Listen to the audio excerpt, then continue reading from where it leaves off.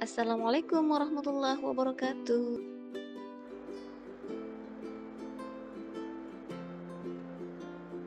Perkenalkan, nama saya Hasdinar dari SMP Negeri 5 Palangga, CGP Kabupaten Goa.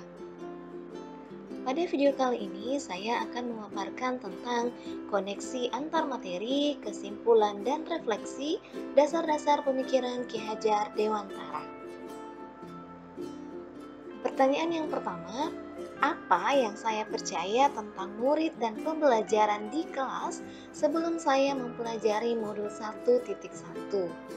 Nah, yang saya percaya tentang murid dan pembelajaran di kelas sebelum saya mempelajari modul ini adalah bahwa murid harus memahami semua materi yang saya sampaikan untuk mencapai ketuntasan belajar.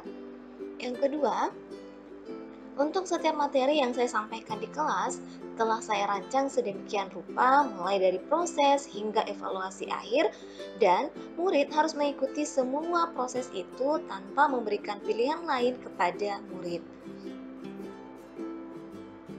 Pertanyaan yang kedua, apa yang berubah dari pemikiran atau perilaku saya setelah mempelajari modul ini?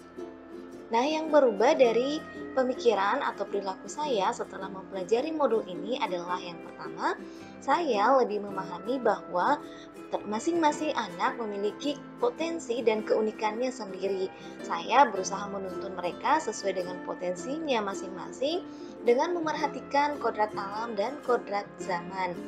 Yang kedua, dalam proses pembelajaran, saya menjadi lebih bersahabat dengan murid, berusaha mengidentifikasi kebutuhan dan gaya belajar masing-masing murid, dan memfasilitasi mereka untuk belajar sesuai dengan kebutuhan dan gaya belajarnya masing-masing.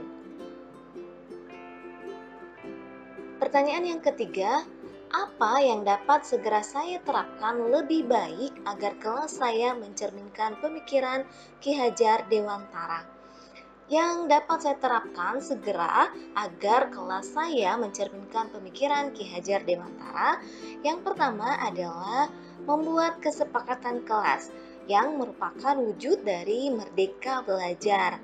Yang kedua, mengidentifikasi kebutuhan dan gaya belajar dari masing-masing murid.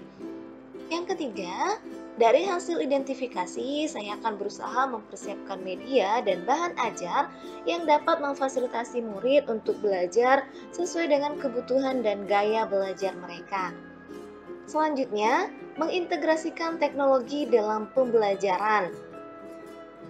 Kemudian, mengintegrasikan permainan dalam pembelajaran dan menerapkan student-centered learning atau pembelajaran yang berpusat pada murid. Nah, demikianlah koneksi antar materi, kesimpulan, dan refleksi yang telah saya buat. Semoga bermanfaat. Terima kasih. Assalamualaikum warahmatullahi wabarakatuh.